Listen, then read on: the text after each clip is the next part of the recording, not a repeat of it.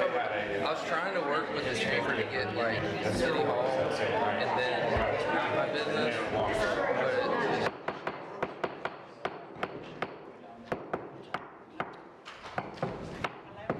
just a little song for everyone to enjoy. We will now call this meeting to order. It is a special meeting of the City of Fort Walton Beach and our City Council. Thank you to all who have chosen to attend in person here today, and thanks to all for either watching live online or watching the video later.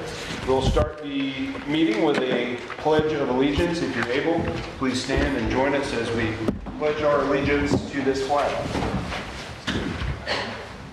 I pledge allegiance to the flag of the United States of America and to the republic for which it stands, one nation, under God, indivisible, with liberty and justice for all.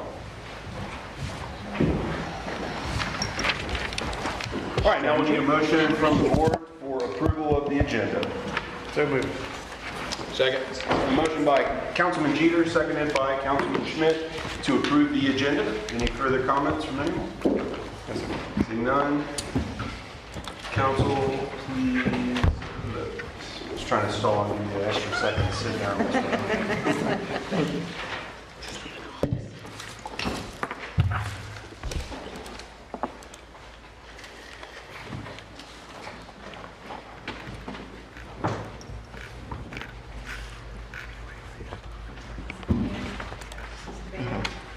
We're waiting on yours, Miss Gloria.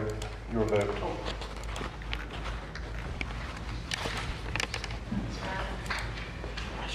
Ms. Riley, we're waiting on you too.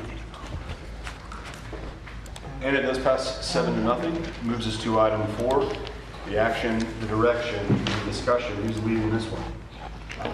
Okay, Mayor and Council. All right, Mr. Reeves. I wanted to just start over kind of since we have 3 new members of our council. We have a new city manager in the audience tonight with us. Glad to have him on board. I'd like to talk a little bit more about the amendment that was passed and talk with you guys and get some direction. I've talked with Ms. Kopp right before the meeting, so we might need some help from you. But let's go back to the beginning. When I was tasked and kind of came on board to help the council, one, to help you with some of your search criteria for a new city manager, one of the most important things that you wanted me to do, and it's good to see Mr. Smith here tonight, both of them actually, and they tasked me with helping to oversee and monitor the implementation and hopefully give some food for thought to our new city manager, my successor that is now in place. I briefed you after the first quarter, and we were in compliance at that point. But when the finance director and I came forward, we had identified about 8 or 10 areas that we thought could become kind of problematic for you as the year went by. We monitored it monthly, and then we also monitored it quarterly, and this is the second of the 2 quarters that we've completed. You also have before you through the end of April's actuals. So you can see, if you look at those numbers, that we are still very much in compliance on both expenses and payroll.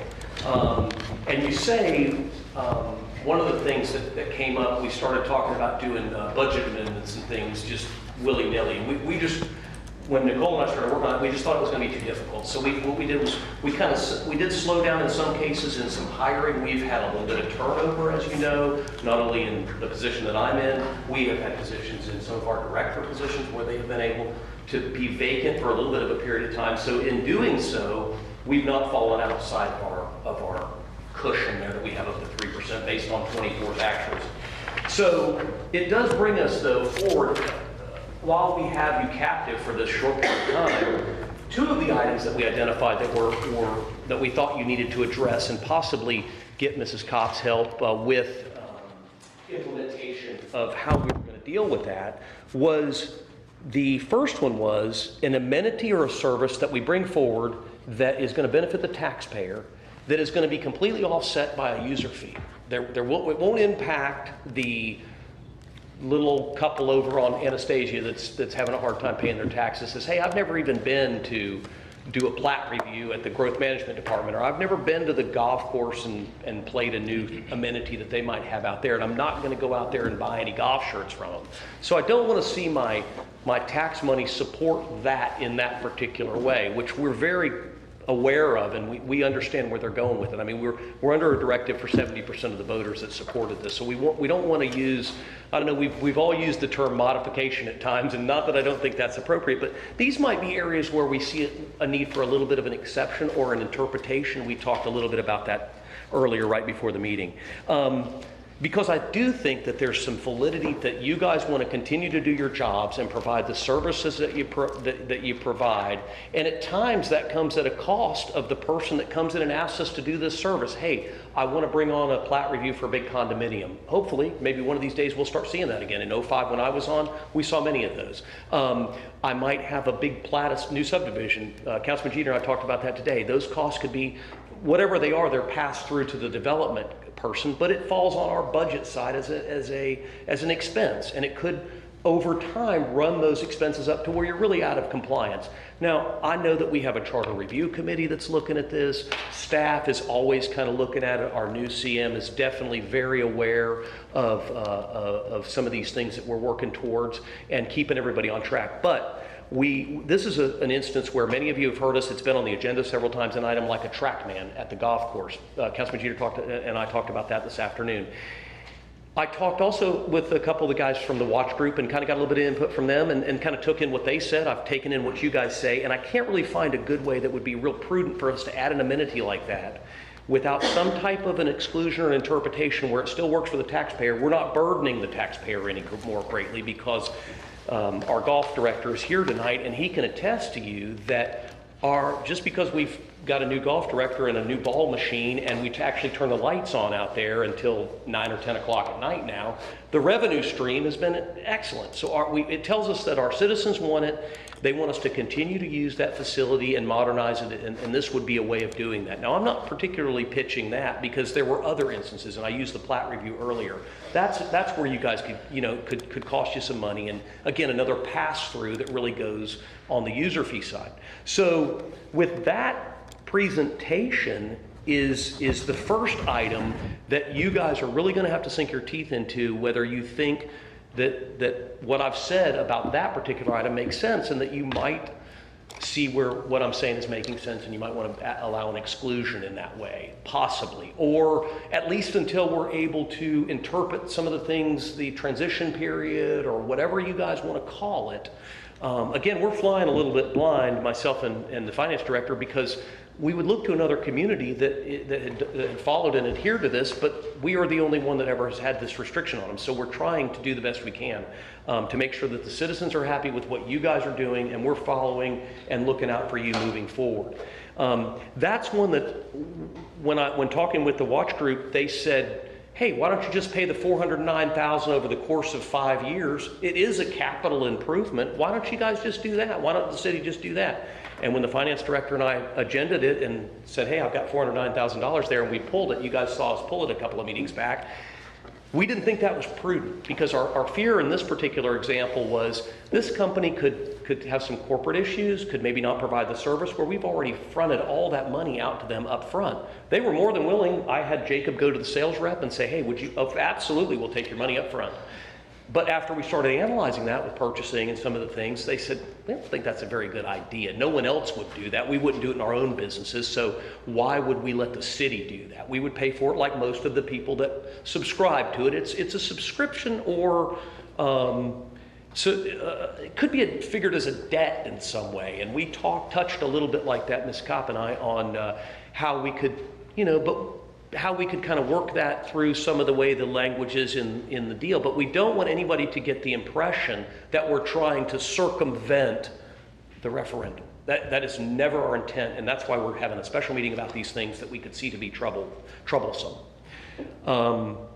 So, and saying all of that, questions or comments, always open. I've worked a lot on this item, and coming up with the right language I thought would appease not only the people that supported the referendum, but also the people that want to see the city be modernized and move forward and have amenities that you guys not only want to provide, that you guys might want to enjoy, but also that our citizen base might want to enjoy. So in doing that, that's how we are where we are. Mr. Mayor? Yes, sir.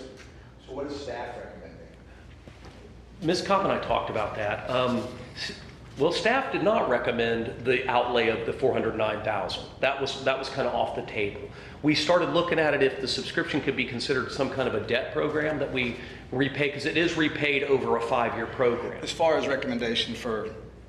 We as far really as need your action, direction on. I mean, we just. I think the city manager is asking you all if, A, you're good with a user fee being treated as an exception to the ordinance, however we structure it. And then if the answer to that is yes, then there's 2 options that I could see making that happen. One is, first of all, the charter amendment ordinance is in effect. It became effective last November when the voters approved it. But there's language in there where if something is a debt, it is exempted. And that's why when we're looking at money being paid over time and being paid, depending on how it's structured, if it's paid like a debt, that could be a way to create this user fee exception. The other way is to wait a year and not address it yet, but put another amendment to the voters where they address the user fee issue. And a third way would be to create a transition period where we want to do that for now until we get to the election where the voters can clarify their intent. So I think the first question is, does the council want to treat user fees like an exception? I think that's what the city manager is first asking you. And then if you do, we'll get to how. To follow up that, I mean, I'd like to see a little bit more intimately from these different directors of what the exceptions are, like how Mr. Payne and others were able to do before. But I hear it now, we just ran through it. But yes, I would consider it to answer you directly. I'd like to hear more. There's almost exceptions that can be made in each and every department. It could be made, and you guys have heard some of them, large tournaments that Ms. Corcoran brings in. Those could affect general fund employees that work on a regular basis, but the fees that are paid to play in those tournaments offset those costs. But in each department is what I'm saying, examples can be made. It's very broad. I mean, the city does a lot of different things, and there's been exceptions made in like the utilities. Danny's expenses have been, they're outside of the referendum. What we're talking about is that's only one department that we've made a provision for. I think when staff was, before my time, I think when they were making some of these things, I don't think that they realized that there were going to be things that come up that just fall out of the normal use. And there always is, you can always open your checkbook and pay for those things, and because it's unrestricted. But again, that's not always the correct, I think. Like I said, we wouldn't do that in our own businesses. We wouldn't do that in our own. And I agree. I agree. What I was getting to was I really like seeing the process unfold from what the petition was when the supervisor of elections certified it to what went out on referendum. Now, referendum passed. What I'm getting to, I agree with everything you said. But we also heard from those department directors and those kind of things. I agree with, we need that, but also too, I'd like to hear from some directors on some of those exceptions. We can identify in each department what those types of services and amenities might be that would come forward. This one's come to the forefront because in particular, it's made it to the agenda a couple of times. And frankly, you've turned around and asked us, hey, why has it been pulled? Well, we don't know how to pay for it. So, I mean, we've done a lot of work on it. Finance has, I have done a ton of work on it. The directors have done a lot of work on it. This was a particular issue that we wanted to see moving forward. So we can task staff and, the new CM and each director to come up with hypotheticals on where, but this is not going to be that common. One, the referendum is very tight, and it gives us really good language on what needs to be done and what the voter is looking for. This is not going to be something that's regularly needed to be done, so it's going to be something where you guys have policies in place, just like they put a policy in place for the reverter clauses. That's not something that's done very often, removing reverter clauses from properties we sold 30 years ago, but it's something that we are developing, and we're about to have a process in place. This is what these are going to be, at least until you can do a long-range forecast and ask Ms. Kopp to help you to referenda an item. with Mr. Davis being part of that discussion.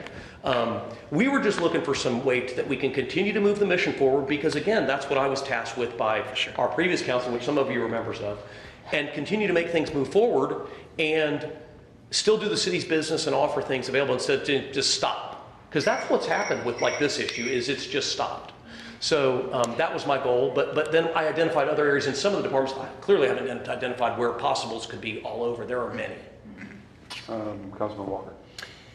Yeah, maybe procedural. I didn't know. I didn't notice it on there until it was too late. And then y'all mentioned Mr. Smith.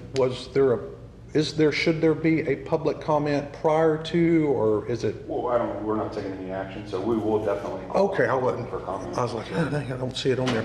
Okay, well, thank you. So yeah, listening, thank you for that explanation there, Dennis. That example out on the golf course, looking at the balanced budget requirements and expenses, we have budget expenditures, that was kind of the baseline, and then we had compared to actual expenditures, couldn't go over 3%. So, one way to do that is to do away with the expense. So I recall Mr. McGee coming in here with his golf proposal, whatever, there's something similar, I think, and it was to, and I've been in the leasing business before, whether it's in commercial or whatever else, and so they just don't budget an expense for it. You only share revenue, so there is no expense in that regard. Does that make sense? It does, but I'm really glad, because I think it'll be very educational for the rest of you. When we started down this road, I spoke with Mr. McGee and Mr. Smith and talked a little bit into that program, the top tracers we were talking about, and looked at that program and kind of wondered a couple different reasons. Why are we interested in this TrackMan product? And then I spoke with Jeff. He was very much behind this program, but it was much larger than that. I want to caution all of you as you sit on this board, as I was given a lot of good advice when I sat in the positions you're at. Leases are very much in jeopardy, as many of you pushed back on, I want our leases to mean fair market value. Payne, been part of that discussion. The Air Force is very much looking at that. Back when I was on council, the reason we don't process our own effluent and have the one hopeful place at our old sewer facility is because at that time they were doing the same thing, and they still are. And you're always more in jeopardy than you were the year before. We lost the $600,000 battle to keep our spray fields, and that was because the Air Force, we opened up some negotiations and it didn't go so well. If you open those negotiations on a regular basis over our 1963 pretty tight lease, and I consulted Ms. Kopp on that, and she came to the determination, as I did, that we are always in jeopardy of something happening there. They could come back to us and assess us, hey, it's in a 350 acres of improved golf course that we'd like to get some revenue on now. So one of the restrictions in that particular thing, and I've heard this from Mr. Smith, when he was on council, we talked about it in some watch group meetings, how they'd lost money out there. Maybe we should look at a third party leasing that out. One of the things that it says in that is that operations are somewhat protected out there, and that those are run by the city. And for-profit entities, education is one that can be used for, so that's how the school and the swimming facility that we have out there. Those are 100% nonprofits that are open to the entire public. Now the school is a little different because it offers the educational component. The golf course, within the confines of our building, from what I understand, we're somewhat protected. So if we have an outsourced Edwin Watts Golf or a food vendor of some kind, we're okay there. But when we start allowing people to operate our land that we've got our ground lease on, it can become more gray, and it can open us up to frankly somebody coming and talking to us about, hey, now what are you guys doing? Kind of like we are on some of our reverter issues here with this property. I might be misunderstanding you. I think that went a little broader than I was looking for. Right. What I'm talking about specifically is the TrackMan / Mr. McGee's project, whatever it was called. And since we're dealing with expense issues with Charter Amendment 3, the third Charter Amendment, whether it's the city doing or what, no expense related to TrackMan or to the other one. No expense. Don't charge us. We're not paying you. We will take a portion of your revenue from that operation, in lieu of charging you rent. So market rent is a percentage of the revenue they generate, not on the expense side. So we don't have to deal with expense issues related to Charter Amendment 3 on that type of an operation. Does that make sense? No. Okay. I don't want to get bogged down in our interpretation. We had legal look at the lease. We talked about the top tracer. And I didn't, you know, I mean, I'm friends with all of you, including some of the providers like Mr. McGee. And because we were going to just simply put out a posting on our website. And that way we would have said, hey, well, we posted it. And then the item that you brought forward with the top tracer that you're talking about, or if we ended up going after something ourselves on the TrackMan side, or just did nothing. I thought it was we needed to have some clarification of why we are doing one thing or another. And I mean, I only have to go on what the interpretation, what the lease says. So we kind of looked at that and didn't want to get ourselves into trouble. Is what you've got to say great if you and I own a golf course and we're going to profit share with some guy that wants to come in there and bring an amenity in and let us get some of the 25% of the revenue? Yeah, that's great. This is a unique animal because it's a city, and we're the ones that have been given the luxury of having 360 acres of free property from Big Brother, our federal government, that allows us to use that property. So in the fear of jeopardizing that, in a for-profit restricted company coming in and using that ground, I just, again, did not think that was a good route. I guess I'm having trouble then distinguishing the difference between the food service provider that runs the golf carts out there. He's within our confines of our building. But you're right, he does have a cart girl that goes out onto the ground. Several of them. But she's not actually setting up shop out there and doing, you know, like. That's where, I mean, you buy Right. your drinks and your food and from it, and it's out by the 12th hole or the 13th hole. So have we exposed ourselves, as you were speaking about, I guess with if that we were- existing lease? I think if we were gonna negotiate something outside of our facilities, maybe, but, I mean, if you talk about, so, you know, I'm guessing the TrackMan set, is it beside the driving range where it would go, or on the it's gonna driving actually range? be utilized on the driving range. I believe 25 screens Stalls or and some- radars sure. and whatever goes into it. I don't golf. So I don't have a game. It doesn't matter to me. So then is it fair to say then that if that TrackMan or the other one was, quote, managed by the city, if it were managed by the city and we brought in all the revenue, $100, $1 million, and then our portion of the revenue sharing was back to the vendor, we're operating the operation as we do the ball machines out there, right? We put the quarters in, the dollars in, that comes back to It's the all city. credit card, but yeah, we But do. It's credit- our machine. But it's our machine, so if we have that, make that our machine, it would be an agreement between us and the owner of the machine. Are the we device. hypothetical now on Oh, yeah, sure, yeah. maybe but- leasing out the golf ball machine now? Is that what we would want to consider doing? I So just- we didn't have to actually buy the machine? I just wanted to figure out how it wouldn't be a problem with the expenses, because I understand. Well, that it's we're not because we talking- own the ball machine. Right, but we have to pay the employees and the No, tractor. it's unmanned now. We don't have anybody manning the golf course anymore. We did away with that position because the golf machine is fully automated. Somebody with goes and credit picks cards. up the balls with that machine, right, with the thing behind them. Occasionally, Everybody yeah. always tries to hit at them, Right, I remember right, that. yeah. So, okay, well, yeah, I was just trying to figure out how to avoid the expense problem. Thank you. Lori? Have you brought this up with the base? It's our operation. I mean, it would Yeah, be but I our mean, if operation. we're gonna purchase this TrackMan thing and put it there, do they not have to approve it?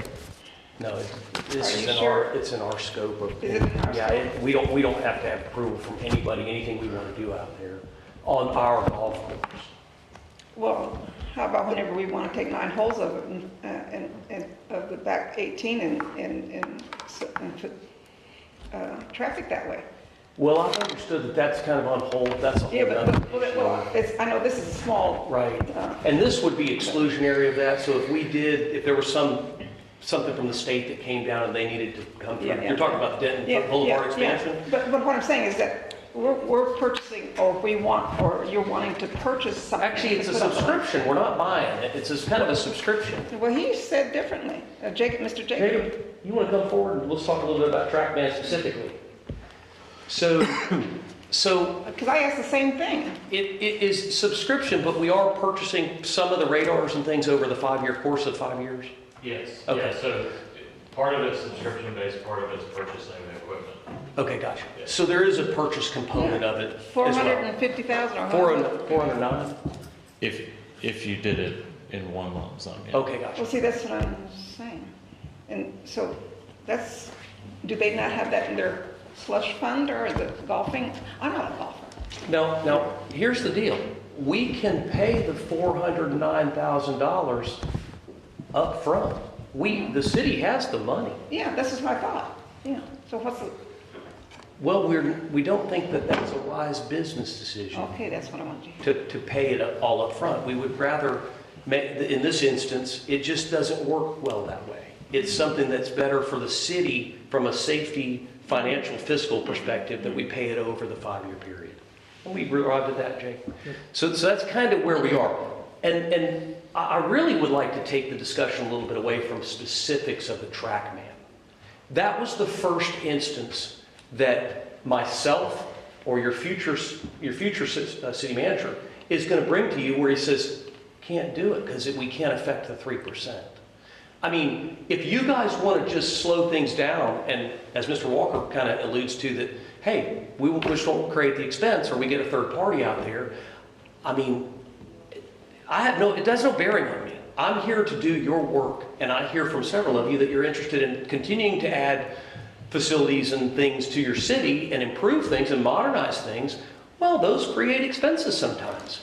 But we did have a directive from the voter, which I'm keenly aware of. But I also have some fiscal rationale about me that says, how can we do this where we're conscientious of the people that employed all of you and that have paid my salary for 4 months and continue to advise you in a very prudent and, I think, thoughtful way. So we can chew on that, but we can move on to the next item as well. I have a question for him. Yeah, while he's okay, here. good deal, Jake. Yes, sir. So just along those lines, would you be able to check with TrackMan or anybody else to say that, have they ever done an operation where they place it on site and they're paid a portion of the revenue that's generated? So that way it causes no expense on us. If they're saying it's going to make a lot of money, they may say, well, yeah, for 75%, we will put it out there. Y'all pay us 75% of the revenue that it generates, so it's no expense. We don't, if it generates zero because it's broken and it's down and they got to send someone out, we had no expense. So I know you started and said that it was just a generality and it was the first one. I think it's a good exercise in problem solving is what we're dealing with here. You guys are here to develop policy, and that's why I say the TrackMan is the example, but I also made another example, and you kind of let that one skip by you. How do we handle a large plat development that comes into the city that's going to be passed through to one of our contractors like Mr. Jeter? Do we just tell that person, I'm sorry, we want to do that service for you, but we're hemmed in by this 3% and it could possibly push us over that amount and we wouldn't be in compliance. Do we not do the service for him? Do we not add the amenity to him? It would be a user fee type of thing. So they're going to pay the 100% of the expense. We're here for direction. We're not here to tit and tat back and forth. We just want to do your work the best we can. Thank you. Would you be able to check with them and see if any such arrangement has ever been made? I've asked them before. I don't think there has been that specific. Okay. Because the reasoning is they're not paying to use the TrackMan, they're paying for the range balls. So we would be recouping the money that we're spending by increasing the price of the baskets of range balls. So Okay.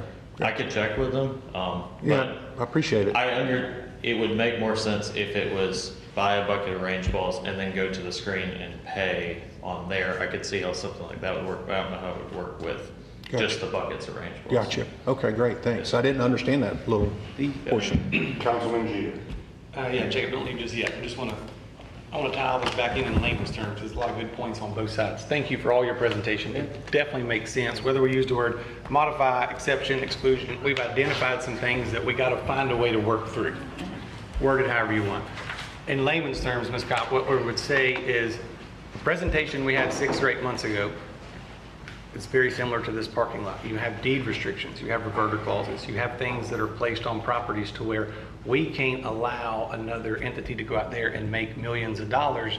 It could be dangerous to us as a city with our leaves from the big brother. What we can do is allow a new, young, hungry person who wants to turn our golf course, as I heard Councilman Smith make for many, many years. Our taxpayers don't need to pay for this. So this is a way, this is something that we've identified after the fact that it was passed, thanks to the hardworking, interim city manager, thanks to a hardworking, young, energetic Jacob, who says we have a way to now, as former Councilman Smith used to say, we have a gold mine out there.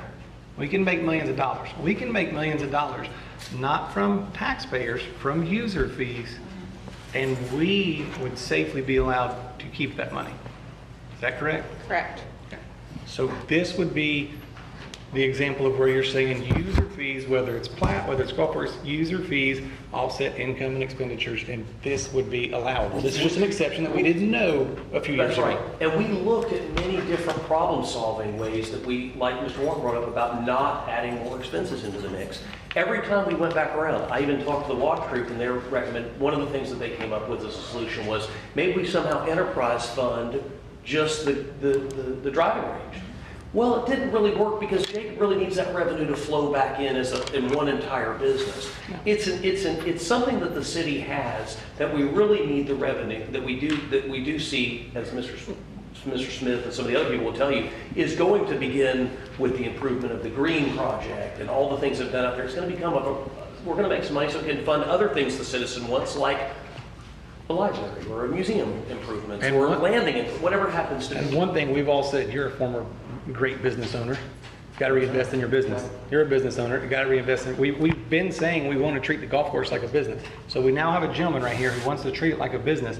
Is it up or down since you've been there? I mean, you doing good? It's up. It's up. Range balls are up. Even right now, with one course being shut down for 3-4 months, so just the range in general, since we're going back to track. Oh, is the range doing good? We'll complete our budgeted revenue by the end of this month. It's A only month ahead that. of schedule. So we're making money. We're really wanting to just take that money, reinvest it to continue to make more money, and finally turn this gold mine on. Correct? Whether you play golf or not, these are user fees that are going to bring more revenue to the city. Yep. Got it. Anybody else first time before we go second time? Smith, and then Mr. Baird. Yes, Mr. Mayor, thank you. Agree with everything that Councilman Jeter just said. The optimism and confidence I have in you running it like a business is 100%. Ms. Kopp, with the confidence I have in that, how are we from a legal standpoint of taking this ordinance? Do we need to go to a referendum, or can it be done through ordinance? I'm just unclear on that play. To exclude user fees? This recommendation or this conversation that we're having, as optimistic as I am about the golf range program making money, and all this is a good idea, from a legal standpoint, keep me in compliance with what the referendum passed as far as not going above the 3% expenses. So are you asking about the user fees, though? Yeah, user this fees. Conversation? That's right, user fees. It's the options I said in the beginning. Okay. So depending on how it's structured, there could be that we don't have to do anything. If the user fees are structured like a debt, then it's already excluded. Okay. Or if it's not structured that way and it's not similar to a debt, then we can either create a transition period because the council needs to exclude the user fees and get that to a referendum and create a temporary ordinance in the meantime. Or we can just do nothing now and wait until it gets on a ballot. I like that latter part, just to kind of keep the conversation going. And now we got a little bit more clarity, where we have that temporary ordinance, but listen to the community as far as the referendum goes, because I'm very optimistic too that our community will say we don't want pothole dollars and sidewalk dollars being used to fund the golf course, like Councilman Jeter mentioned. I'm very confident in Mr. Jacob and what you're doing there and the creativity of keeping the range open longer and on the business side out of it. I just want to keep honoring what strongly passed in November, that I think with the right education piece of all the confidence that we just talked about here, that we used to hear from Councilmember Smith when he was up here, that is going to be a very positive trend, what's going on there. And if we can use, copy and paste what Mr. Jeter just mentioned, if we can use those dollars to keep from using pothole and sidewalk dollars, I think it'll be a win for everybody when we get through this process. So now, thank you, Ms. Kopp, for that clarity. I appreciate that. I prefer that latter part, just to give the board some clarity on where we go with this conversation. Thank you. Now, Mr. Berry and then Councilman Jeter. Basically, what you just said was what I was asking also, so I thank you for that. But this is on the aside of what this is. If we're talking about making money, how about that Edwin Watts shop there that sit there empty and you're not using it? How come you're not making any money with that? You know. I have some ideas for that room, but that would also Other than tie playing into cards more. and whatever. Let him Well, finish. yeah, Sorry. I have ideas for that room and ways that it could generate revenue for the golf course as well. But that would also create an expense just like this range project would as well. We're struggling with an entity that operates like a business, and it, as many of you have mentioned, it takes money to make money. I don't know much about some of the formalities of government, but I did retail business for almost 35 years, more than 35 years. And the finance director and I were going over the sales and things in the Golf Pro Shop just since Jacob's been there. I think we added that amenity shortly after he got here in October. Now, we've spent $112,000. I may have the numbers wrong, but they've done it like $120,000 in sales.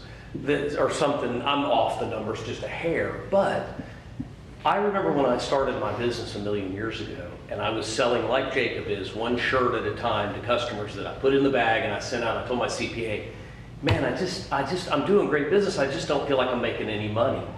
It takes a while to sell enough to where you pay for all that merchandise. But the problem that you guys are going to run into, and Jacob has done an excellent job. He's wearing one of his shirts, and you guys have several of them. I've seen several of you wearing them. It's a great logo. He's done a great job developing that private label program for Walton Beach, because people that come from outside the area, that also a portion of what we're working on, something with the TDC, they will buy those courses and wear them at home and as a souvenir from our course. But it's going to take a while before you really see the profit side of that kick in, maybe another 6 or 8 months, maybe a year.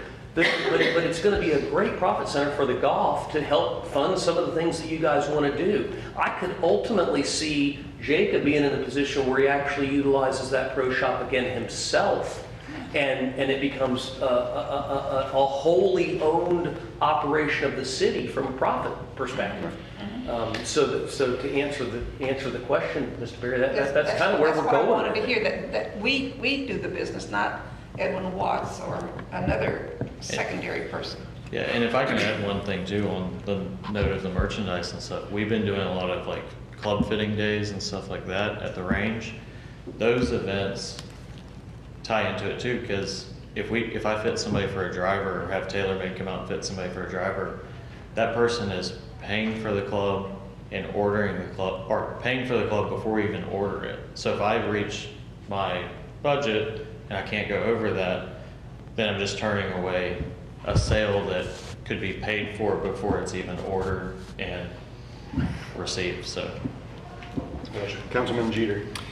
Yeah, I want to go back to Councilman Schmitz agreeing with the latter part. So there's a staff recommendation on here. I want to make sure it ties into your latter part too, what you was kind of saying. Staff recommends City Council direct City Attorney to draft a policy supported by ordinance in accordance with Charter Amendment 3, because we all have to respect the will of the people and respect the voters. So is that what you're referring to by the latter? So you have a short-term solution that we can draft up in accordance to the Charter Amendment. Whatever happens long-term, we'll wait and see. But there's a short-term solution that's legal until we wait for long-term. Is that where you're? And taking that draft, or excuse me, taking that short-term or that temporary ordinance that we need to take to a referendum. So would that need to, can you draft an ordinance like this says in here? To draft an ordinance in accordance with Charter Amendment 3, excluding expenses from the referendum that are 100% recovered by user fees. Are you saying we could do that immediately and still be in accordance with the voters? Yeah, I think that we could do it as a temporary measure until it gets to the voters. Until the next referendum gets to the voters. This would be a temporary Band-Aid until Right. the next, should there ever be another referendum. Well, I think council has to decide if they want it to be permanent. If you want it to be a permanent solution, then it probably has to go to the voters at some point, unless we structure the user fees like a debt, and then we wouldn't have to change anything. So we could do an ordinance to structure. This would be creating a 5-year obligation, which is similar to a debt. It will be funded by, we can point to pretty good evidence that it's going to pay for itself through the increase of the revenue from the driving range. Well, That's all I really have to go on. We could structure it that way and then bring that ordinance to council. That would be an ordinance that's consistent with the existing charter amendment.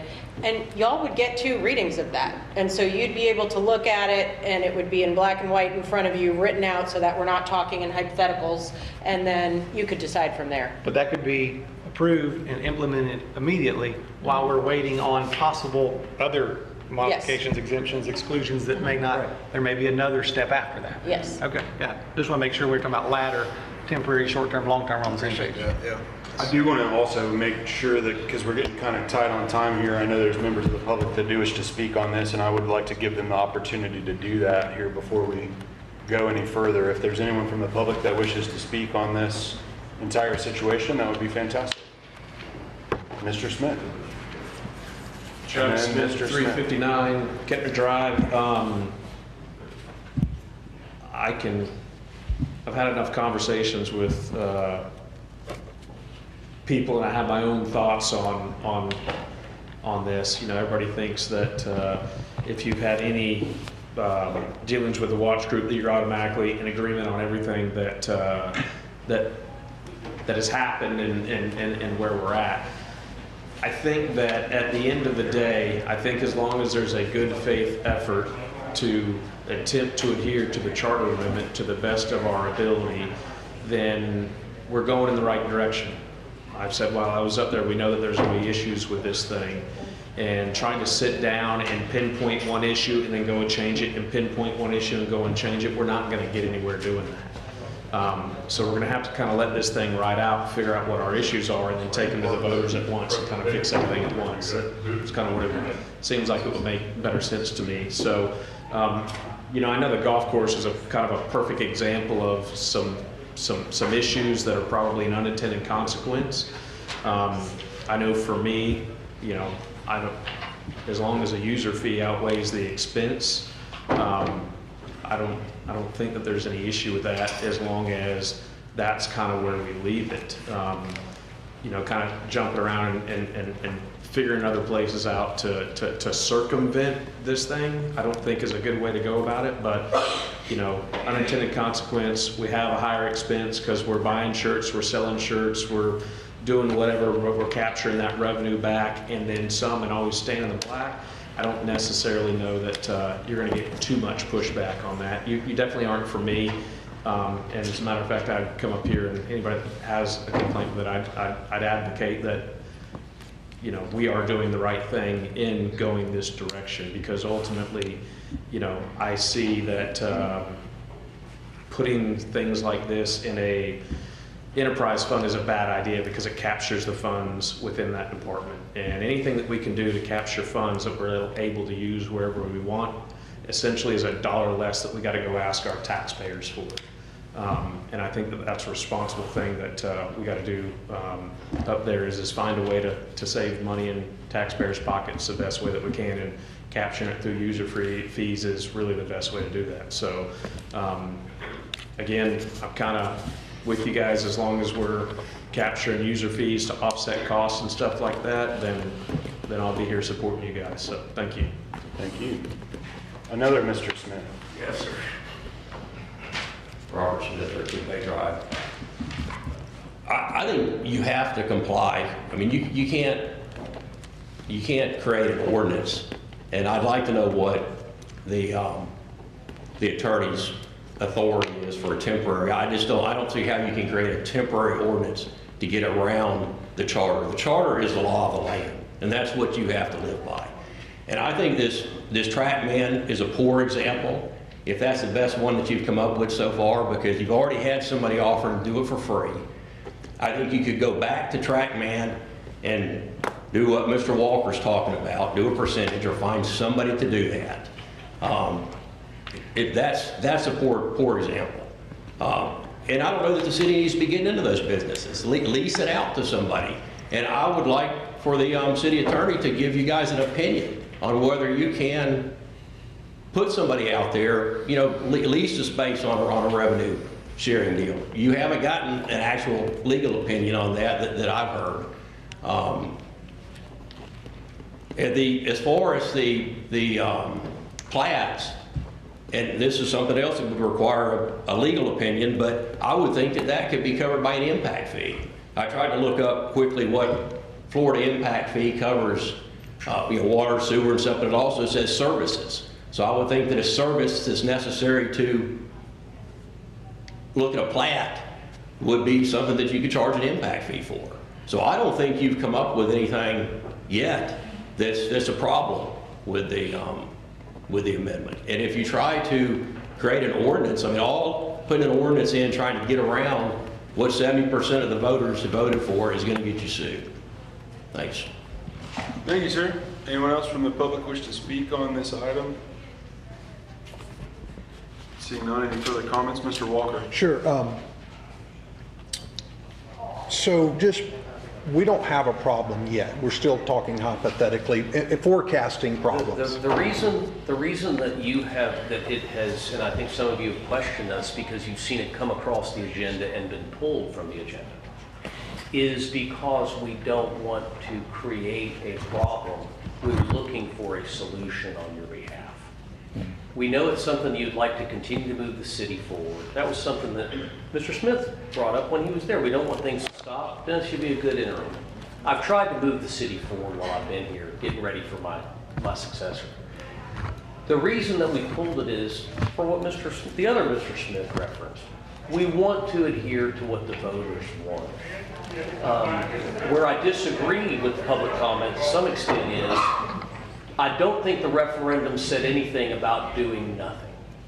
And if they said that they wanted no amenities added, that would be, you know, that's what we're looking to do, is to adhere to what their mission, what mission that they put us on with the referendum.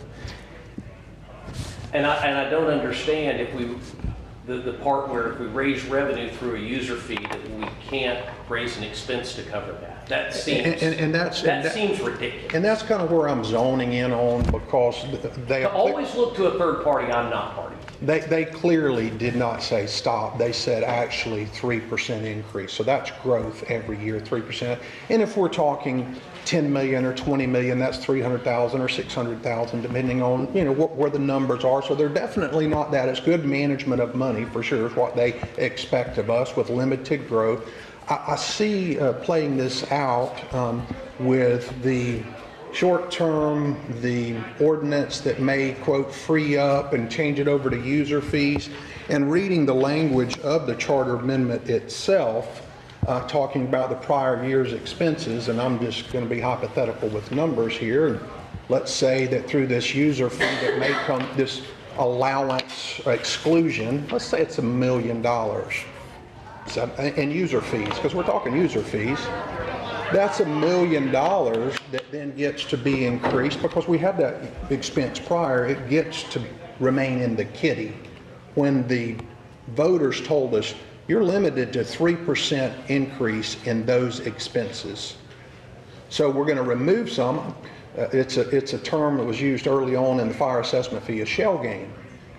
We're removing out some user fees that were previously budgeted. They're no longer going to be budgeted in that way. It's going to be a debt.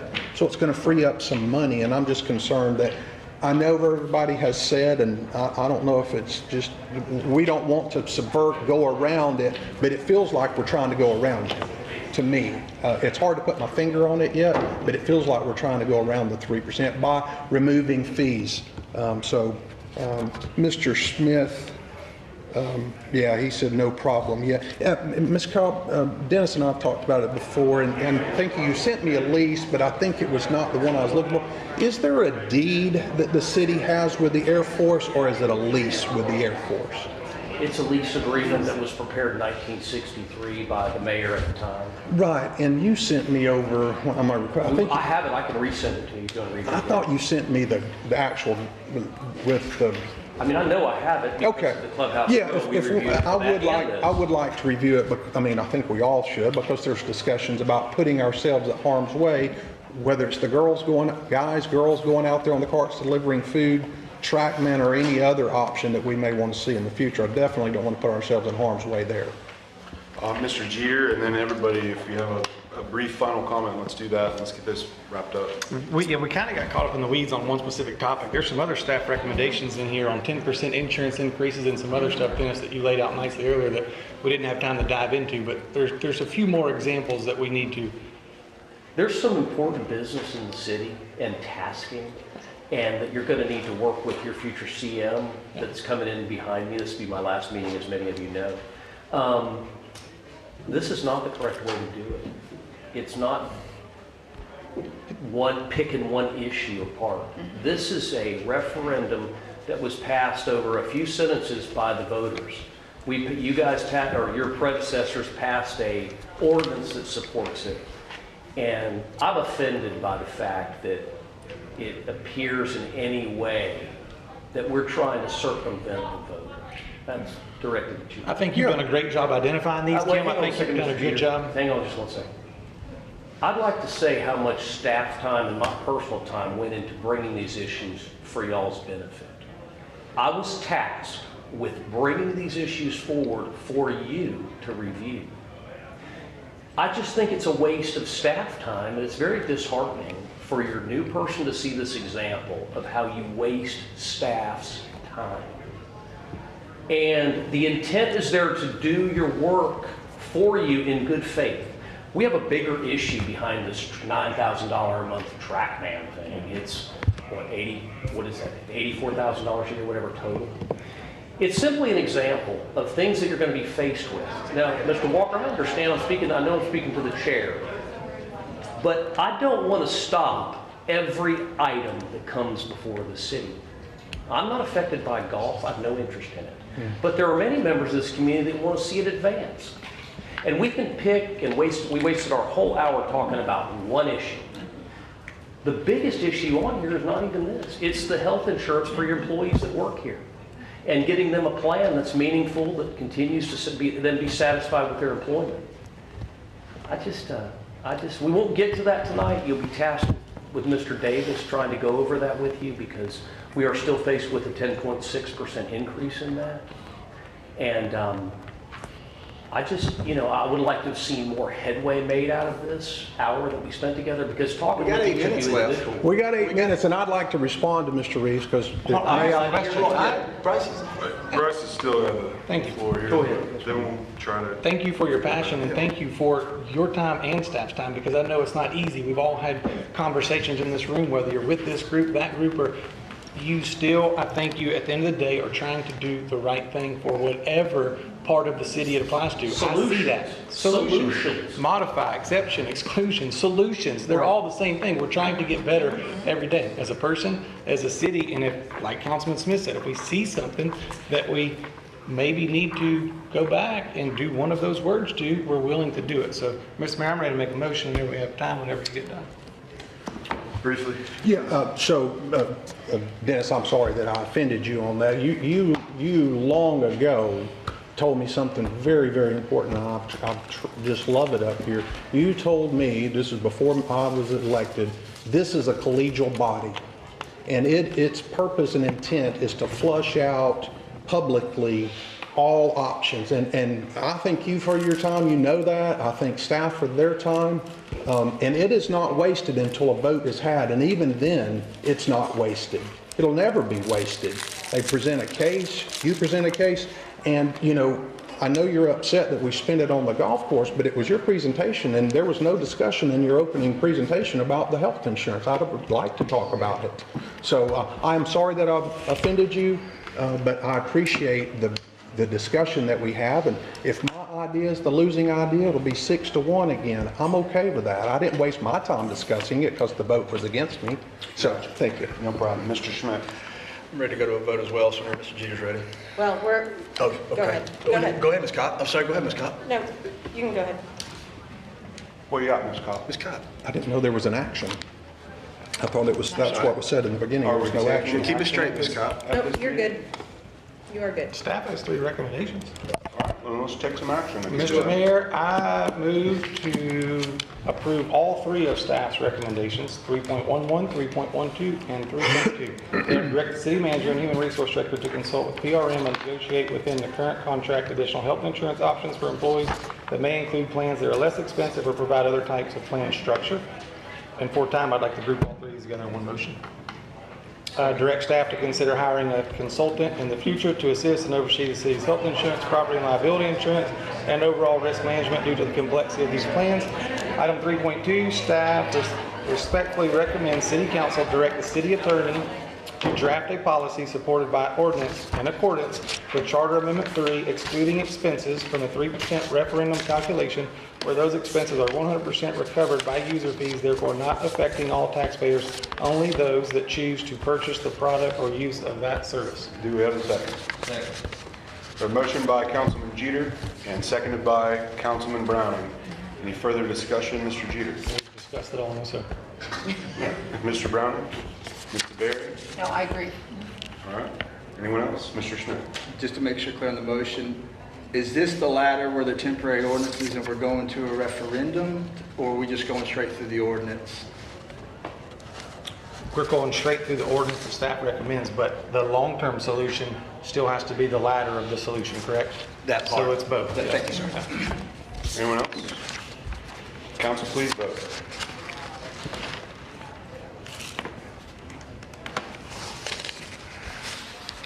The motion does pass as foretold by Councilman Walker, 6-1. We will now adjourn this meeting and set up for our 6 o'clock meeting. It will not be the last discussion on this item.